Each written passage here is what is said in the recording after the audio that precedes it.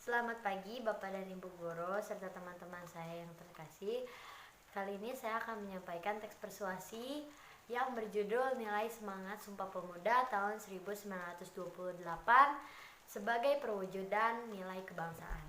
Seperti yang kita tahu, tahun 1453 melatar belakangi datangnya bangsa Portugis dan bangsa Spanyol, atau bisa dibilang bangsa Eropa, yang masuk melalui daerah timur. Adalah suatu jatuhnya Konstantinopel ke tangan Turki Ottoman. Sejak saat itu, perdagangan di daerah Laut Tengah dipegang oleh perdagangan Islam yang membuat bangsa Eropa susah untuk membeli rempah-rempah, bahkan tidak bisa lagi membeli rempah-rempah. Sejak saat itu juga, peristiwa tersebut membuat rempah-rempah begitu sangat langka, susah untuk dicari. Bahkan bangsa Eropa rela-rela pergi dari bangsanya ke bangsa lain untuk menjajah dan mencari rempah-rempah di negara-negara lain.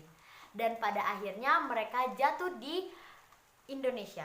Mereka akhirnya dapat negara yang banyak melimpah sekali rempah-rempah, yaitu Indonesia. Negara yang pertama kali datang ke Indonesia adalah Portugis.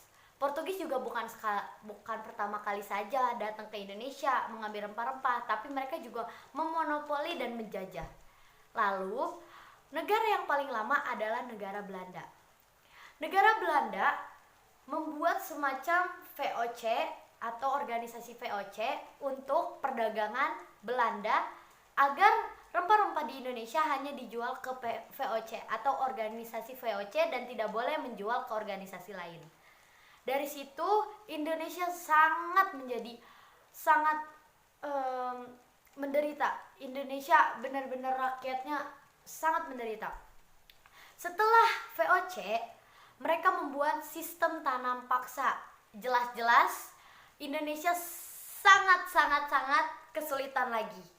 Setelah itu, mereka membuat sistem kerja rodi untuk membantu sistem tanam paksa yang membuat bangsa Indonesia atau rakyat Indonesia makin kesulitan, makin tersiksa, makin tersakiti. Di situ mereka membuat sistem kerja rodi untuk membuat pelabuhan, membuat kereta api, membuat semacam pabrik dan lain-lain. Masih banyak lagi. Sampai akhirnya VOC dibubarkan karena bangkrut. Seperti yang kita tahu atau seperti yang kalian tahu dengan pepatah bersatu teguh, bercerai kita runtuh. Pepatah itu sangat penting buat kita karena arti dari pepatah itu adalah kalau misalnya kita berjuang bersama, kita akan semakin kuat atau banyak alternatif lainnya. Dari situ, dari masa penjajahan itu, ada titik timbal balik dari Indonesia kepada penjajah-penjajah yang mendatangi Indonesia karena semangat dari pemuda-pemuda di Indonesia, dan akhirnya tumpah pada tahun 1926 sampai 1928 mereka membuat Kongres Sumpah Pemuda yang pertama. Lalu, suburnya pertumbuhan pres juga tidak cukup untuk melawan atau menjajah balik penjajah-penjajah di luar sana. Namun, faktor tersebut yang membuat pemuda-pemuda membuat organisasi-organisasi kedaerahan dan berlanjut pada Kongres Sumpah Pemuda kedua pada tanggal 27 sampai 28 1928. Dari situ, dari Kongres Sumpah Pemuda kedua itu menjadi tonggak utama sejarah pergerakan persatuan di Indonesia. Alright, di masa sekarang juga Sumpah Pemuda bisa dijalankan dengan 1. Belajar dengan rajin untuk memajukan bangsa Indonesia. 2. Melestarikan budaya lokal. 3. Menerapkan nilai-nilai Pancasila. 4. Menjaga persatuan dan kesatuan.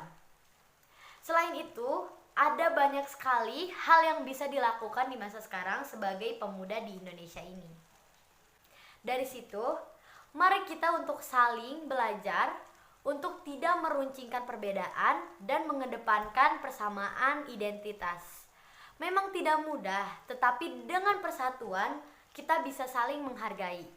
Dengan demikian, persatuan yang sudah diwariskan dari para pahlawan kita harus kita jaga, karena mereka sudah berjuang untuk negara ini. Dan sebagai pemuda, kita juga harus memiliki semangat yang didasari atas semangat yang didasari persatuan, kesatuan, dan bekerja sama dan kerja keras untuk mewujudkan harapan dan tujuan bangsa. Sekian teks persuasi dari saya. Mohon maaf jika ada kesalahan kata dan tidak berkenan di hati semuanya. Terima kasih.